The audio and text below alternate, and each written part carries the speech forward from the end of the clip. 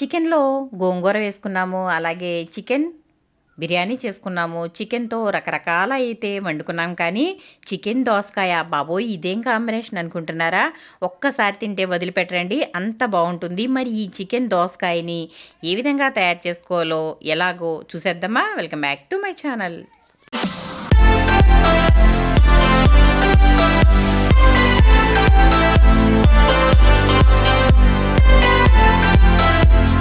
ముందుగా నేనిక్కడ అర కేజీ చికెన్ తీసుకుంటున్నాను. అర కేజీ చికెన్ తీసుకుని శుభ్రంగా కడిగేసి, ఉప్పు వేసి, కొంచెం చల్లటి నీళ్లు వేసి పక్కన పెట్టేసుకోవాలి. ఈ విధంగా పెట్టుకోవడం వల్ల చికెన్ అనేది చాలా సాఫ్ట్‌గా తయారవుతుంది.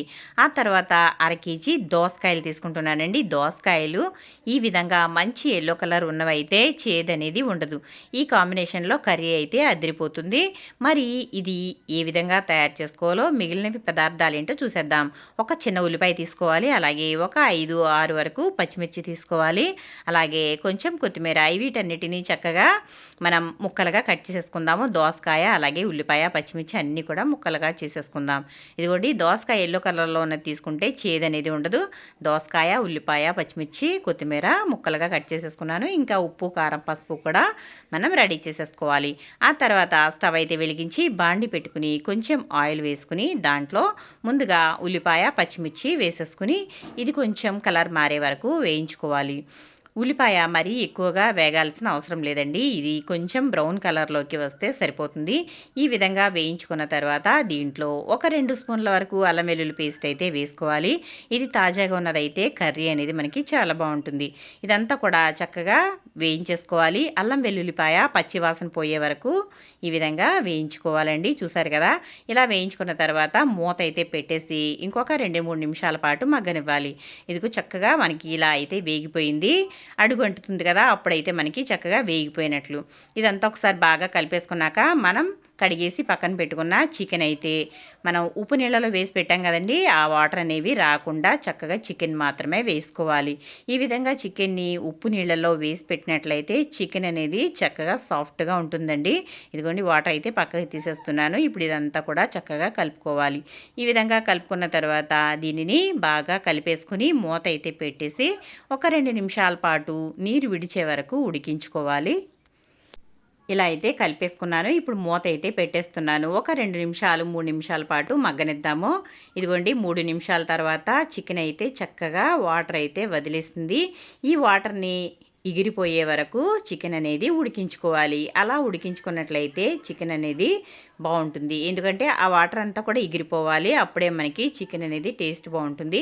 ఆ తర్వాత అందులో మనం కట్ చేసి పెట్టుకున్న దోసకాయ ముక్కలు వేసేసుకుందాం.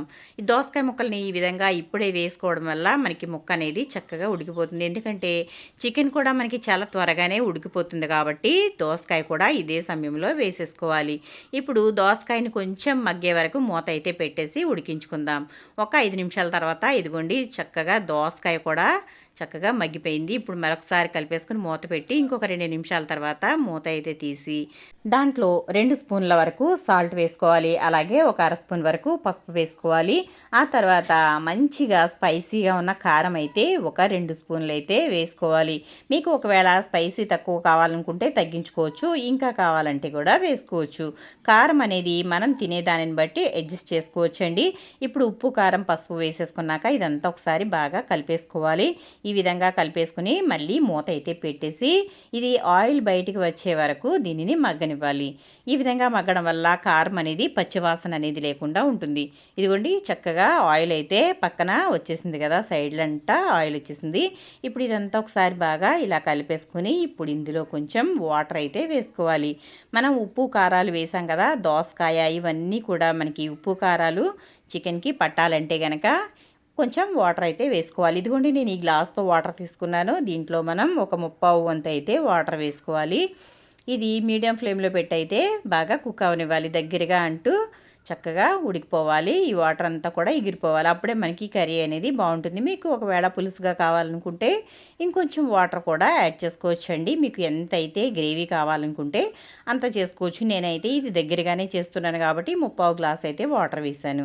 మూత అయితే పెట్టేసి చక్కగా ఇది ఉడకనిద్దాం. తర్వాత మసాలా తయారు చేసుకుందాము. 1 స్పూన్ గసగసాలు, 1 స్పూన్ ధనియాలు, అలాగే ఒక 2 అంగుళాల ఎండు కొబ్బరి ముక్క తీసుకున్నాను. అలాగే 1 అంగుళం దాల్చిన చెక్క, 3 యాలకులు, అలాగే 5 లవంగాలు తీసుకున్నాను. వీటన్నిటిని కూడా మిక్సీ జార్లో వేసుకుని పొడి మసాలా లాగా తయారు చేసుకోవాలి. వాటర్ వేసుకుంటే ముద్దగా అవుతుంది. వాటర్ వేసుకోకుండా చక్కగా ఇది మెత్తగా మిక్సీ పట్టుకున్నట్లయితే పొడి మసాలా తయారవుతుంది. ఇప్పుడు అందులోనే ఒక 3 వరకు వెల్లుల్లిపాయలు వేసుకోవాలి. ఒక 3 రెబ్బలు వేసుకుని ఇప్పుడు ఇదంతా కూడా పొడి మసాలాగా తయారు చేసుకుందాం. మిక్సీ పట్టేసుకుని ఇదిగోండి ఈ విధంగా చక్కగా పొడిగా తయారు చేసుకోవాలి. ఇలా వేసుకున్నట్లయితే మనకి కర్రీ అనేది చాలా మంచి టేస్ట్ వస్తుంది. ఇదిగోండి ఈ విధంగా మిక్సీ పట్టేసుకుని ఇప్పుడు పక్కన పెట్టేసుకుందాము. ఈ మసాలాని కర్రీ చివరిలో వేసుకోవాలి. ఈ మసాలా వేసుకోవడం వల్ల మనకి కర్రీ చాలా టేస్ట్గా ఉంటుంది. అలాగే మంచి ఫ్లేవర్ వస్తుందండి. ఇప్పుడు మనమైతే కర్రీ చూసేద్దాము. ఇదిగోండి చక్కగా దగ్గరగా అయిపోయింది. మనకి దోసకాయ కూడా చక్కగా ఉడికిపోయింది. చికెన్ కూడా చక్కగా ఉడికిపోయింది. ఈ సమయంలో కొంచెం ఉప్పు చూసుకోవాలి. ఉప్పు తక్కువ అయితే కనుక యాడ్ చేసుకోవాలి. అలాగే సరిపోతే కనుక ఇంకా మసాలా వేసేసుకుందాం. మనం మిక్సీ పట్టి పెట్టుకున్న పొడి మసాలా అంతా కూడా వేసేసుకుందాము. ఇదిగోండి మన కర్రీ కూడా చక్కగా దగ్గరగా అయిపోయింది. ఇంకా కర్రీ రెడీ అయిపోయినట్లే. ఈ మసాలా వేసిన తర్వాత 1 నిమిషం పాటు ఉడికించి స్టవ్ ఆఫ్ చేసుకోవడమేనండి. మన గుమగుమలాడే దోసకాయ చికెన్ కర్రీ రెడీ అయిపోయినట్లే. చూసారు కదా మసాలా వేసేసాను. ఇప్పుడైతే ఒకసారి ఇలా బాగా కలిపేసుకుందాము. ఇలా కలిపేసుకుని ఒక 2 నిమిషాల పాటు మగ్గనిస్తే కర్రీ అనేది రెడీ అయిపోతుంది.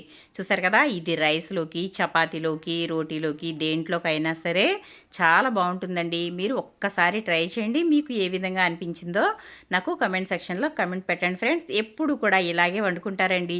ఒక్కసారి తింటే వదిలిపెట్టరు, అంత బాగుంటుంది. ఇదిగోండి కర్రీ రెడీ అయిపోయింది. చివరిలో కొంచెం కొత్తిమీర వేసిస్తున్నాను. ఇదంతా కూడా ఒకసారి ఉడకనిచ్చి ఇప్పుడు స్టవ్ ఆఫ్ చేసేసుకుని వేరొక బౌల్లోకి తీసేసుకుందాం. కర్రీ రెడీ అయిపోయింది. చూసారు కదా ఎంత మంచి కలర్ఫుల్గా కనిపిస్తుందో. వాసన గుమాయిస్తుందండి. అద్దిరిపోయింది. ఫ్లేవర్ మాత్రం టేస్ట్ కూడా అంతే బాగుంటుందండి. మీరు కూడా తప్పకుండా ట్రై చేయండి. నా ఛానల్ ఫస్ట్ టైం చూస్తున్న వాళ్ళైతే తప్పకుండా సబ్స్క్రైబ్ చేసుకోండి. సుగుణ వంటిలు ఫాలో అవ్వండి. ఇదిగోండి మన కర్రీ రెడీ అయిపోయింది. చూసారు కదా చక్కగా ఆయిల్ బయటికి వచ్చేసింది కదా. ఇలా ఆయిల్ బయటికి వచ్చినప్పుడు కర్రీ అనేది రెడీ అయిపోయినట్లే. చాలామంది బిగినర్స్ ఉంటారు కదా, వాళ్ళకి కర్రీ ఎప్పుడు కట్టాలనేది తెలియదు. అటువంటి వాళ్ళకి ఇదొక టిప్ అండి. ఆయిల్ బయటకు వస్తే కనుక కర్రీ రెడీ అయిపోయినట్లే. చూసారు కదా నేను ఇంకా స్టవ్ ఆఫ్ చేసేస్తున్నాను. మన కర్రీ రెడీ అయిపోయింది. దోసకాయ అలాగే చికెన్ కర్రీ చాలా టేస్టీగా ఉంటుంది. మీరు కూడా తప్పకుండా ట్రై చేయండి. చికెన్లో గోంగూర వేసుకుని ఉంటారు, ఇంకా రకరకాలుగా ట్రై చేస్తుంటారు. కానీ ఈ దోసకాయ కాంబినేషన్తో ఒక్కసారి ట్రై చేయండి ఫ్రెండ్స్. చాలా నచ్చేస్తుంది. మీరే అంటారు ఆహా ఏమి రుచి అని. మరి వీడియో నచ్చిందా? నచ్చితే లైక్ చేయండి, షేర్ చేయండి, సబ్స్క్రైబ్ చేయండి.